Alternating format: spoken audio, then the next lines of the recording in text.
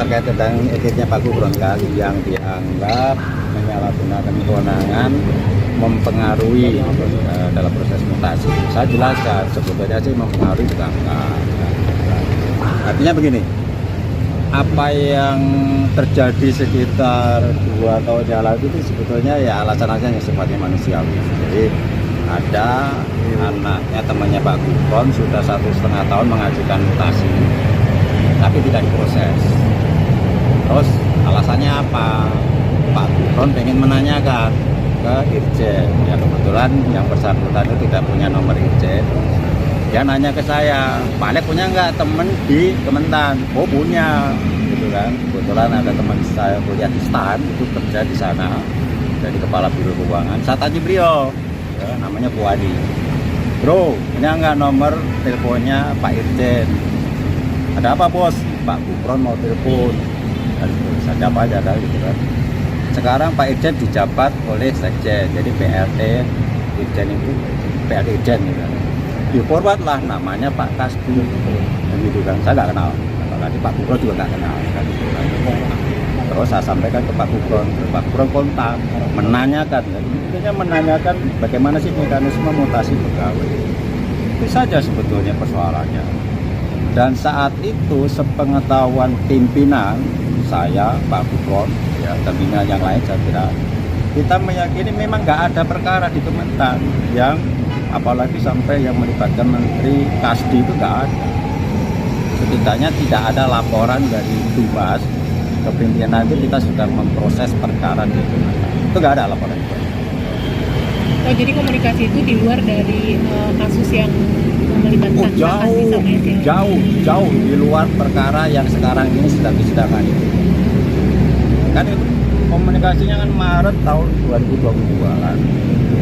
Perkara dari Kementan sendiri kan 2023 kalau nggak salah.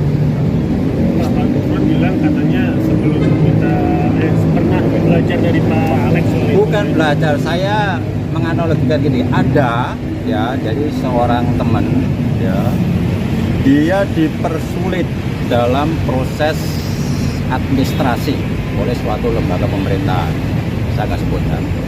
Saya minta kronologinya seperti apa, gitu kan. Dia bilang kalau seperti ini, bro, saya bilang, nggak ada pengusaha yang nggak menyuap, gitu kan. Karena apa? Meskipun cara-cara semua terpenuhi, susah juga. Nah, kemudian teman saya forward kronologisnya, kemudian saya forward ke inspektur di suatu kementerian yang kebetulan juga saya kenal. Ini ada keluhan laporan terkait layanan publik, tolong ditindaklanjuti. Inspektur ya, gitu kan. Saya forward juga nomor teman saya, silakan komunikasi. Udah selesai. Jadi saya nggak ikut-ikutan. Sekedar meneruskan laporan dari teman terkait dengan layanan publik yang menurut dia dipersulit. Nah, berarti begitu kalau ceritanya. Tapi itu juga Bapak diperiksa sama Dewas soal itu. Ya. Dan ini juga saya sampaikan di mana-mana. Saya sampaikan ke Deputi Pencegahan terkait persoalan-persoalan perizinan dan lain sebagainya. Saya sampaikan ke pimpinan yang lain terkait komunikasi saya dengan teman saya, dan termasuk saya forward ke inspektorat. Jadi nggak ada persoalan.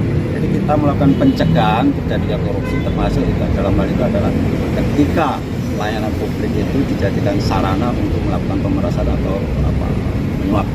berarti Pak Alex meyakini Pak Gufron tidak melanggar etik di perkara ini gitu Pak? Kalau saya pribadi nggak ada pelanggaran etik. Jadi lebih sifatnya mungkin lebih ke manusiawi lah. Ketika ada anak temannya yang dipersulit mengajukan mutasi padahal sudah diproses ketika 1 tahun.